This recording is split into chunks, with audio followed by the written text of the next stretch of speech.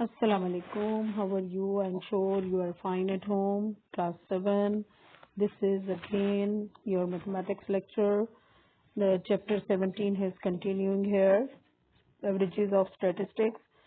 Now today, again, there is the next definitions of mean, median and mode. Where do we use mean in daily life? हम mean को daily life में कहाँ कहाँ use करते हैं इस chapter में आपने बार बार इस वर्ड को पढ़ना है और इसको आपने डिटेल में अंडरस्टैंड भी करना है। The mean is often used in research, ठीक है, रिसर्च में, एकेडमिक्स में एंड इन स्पोर्ट्स। मीन हम हर जगह यूज करते हैं, आपने तो देखा होगा। रिसर्च होती है, देखिए जैसे आजकल बारिशों का मौसम है, बारिशें हो रही हैं तो मोस्टली रेनफॉल की एवरेज निकलती है, उसका मीन निकलता है। फिर एकेडमिक्स में आता है कि जैसे आपके नंबर्स होते हैं, फिर उनकी एवरेज निकाली जाती है। जैसे आपके मंथली टेस्ट होते थे, उनकी एवरेज निकलती थी और उसके मार्क्स आपके एनुअल रिजल्ट में ऐड होते थे। इसी तरह स्पोर्ट्स में होता है कि आपके स्पोर्ट्स डे पे आपके डिफरेंट मैचेस होते हैं, फिर उनकी एवरेज निकाली जाती है। और आपने क्रिकेट मैच में देखा होगा, वहां पे भी आप एवरेज का वर्ड और मीन का ग्राफ सब कुछ देखते हैं, ठीक है।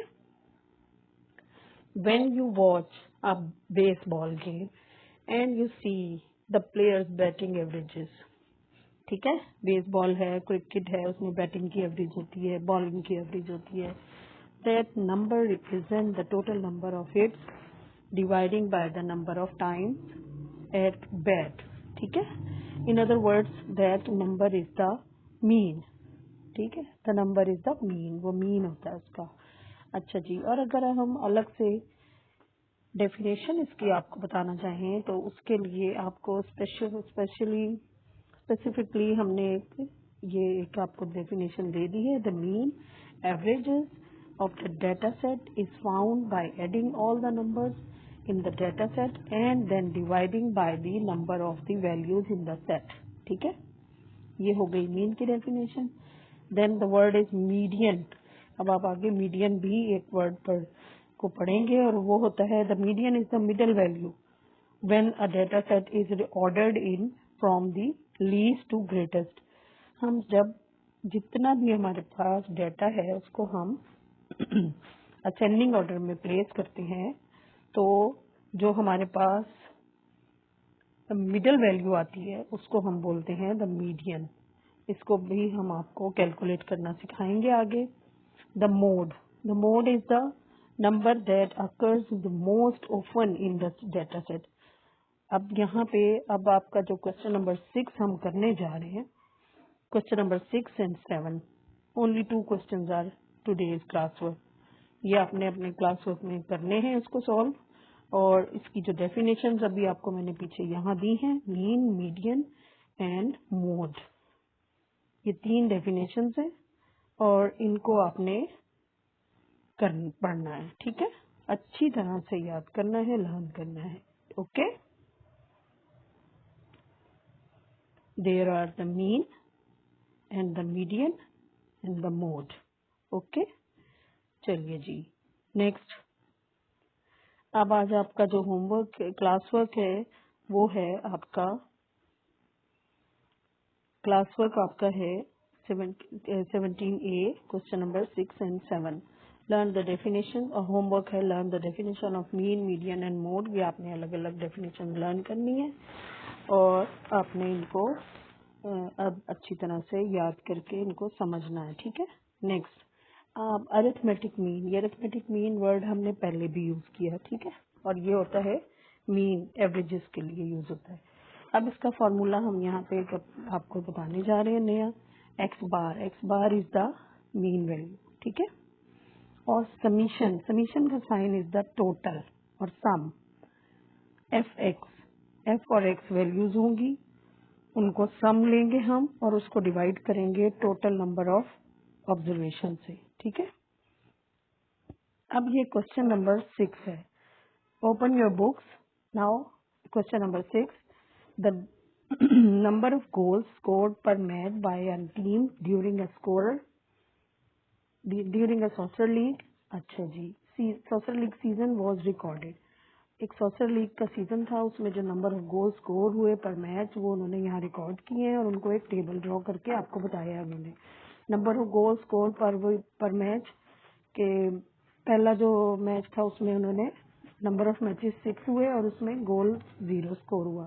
फिर 8 मैचेस हुए तो 1 हुआ, 5 हुए तो 2 एंड देन 6 हुए तो 3 और 2 हुए तो 4 एंड 2 हुए तो 5। अब ये जो आपका टेबल हॉरिजॉन्टली उन्होंने बना के दिया है आपको, और उसके बाद उन्होंने नीचे आपको क्वेश्चन लिख के दिया है कि find the total number of matches played, the total number of goal score और the mean by number of goal score per matches by the team. Okay, अब इसके सोल्यूशन के लिए आपने यहाँ एक टेबल ड्रॉ करना है जो वर्टिकल टेबल होगा।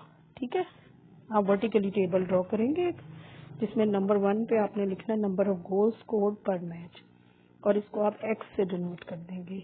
ये वैल्यूज होंगी, ये सारी एक्स होंगी, एक्स की वैल्यूज होंगी और ये जो आपको उन्होंने ऊपर वाले कॉलम में दी हुई है वो आपने यहाँ लिखनी है।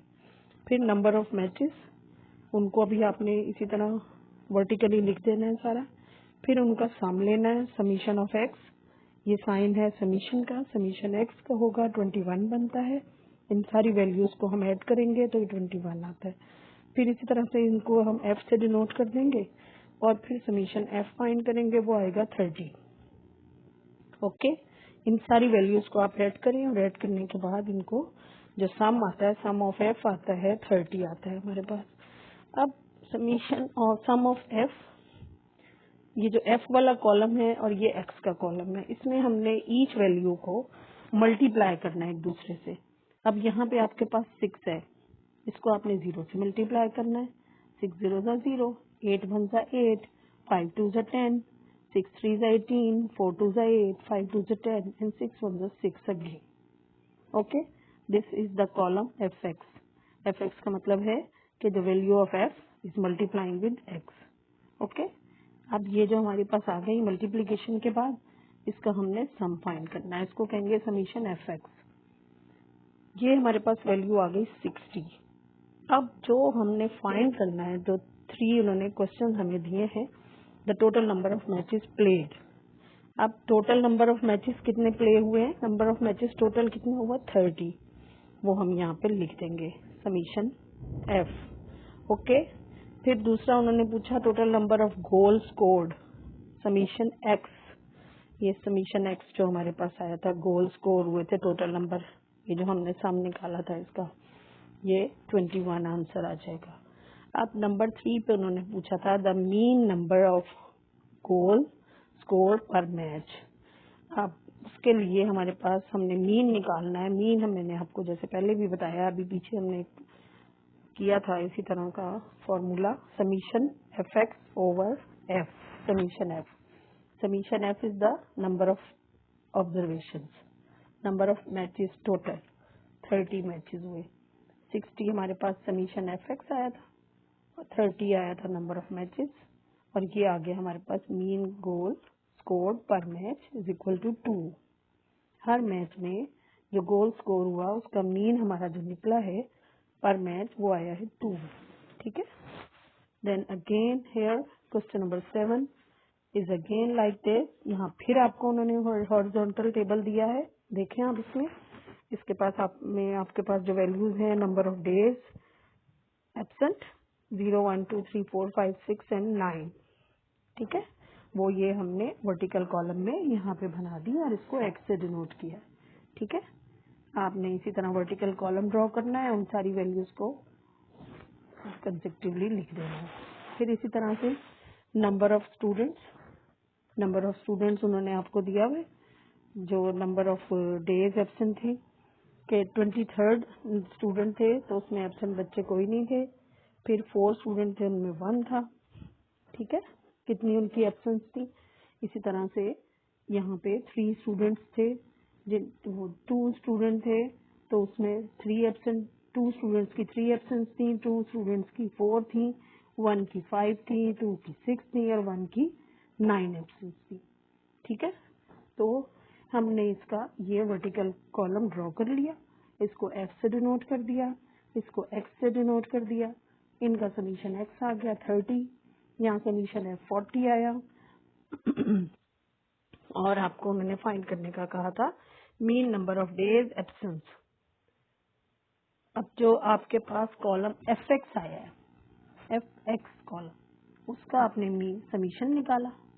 एफ एक्स आपको पता है 23 को मल्टीप्लाई करेंगे 0 से, 4 को 1 से, 5 को 2 से, 2 को 3 से, एंड 2 को 4 से, 5 को 1 से, 6 2 और 9 1 सा 9। ठीक है, इन सबको नंबर्स को एफ एक्स को समीशन सम ले लिया हमने, समीशन कर दिया इनका ऐड करके, इनका आंसर ले लिया ऐड करने का। और फिर उसके बाद हमने इनका मीन फाइंड करना है। मीन किस चीज का फाइंड करना है आपने? मीन फाइंड करना है number of days of absence. Number of days of absence, हर बच्चे का मीन फाइंड करना है कि कितने बच्चे जो हैं वो पर डे जो है वो उनकी एब्सेंस आई है।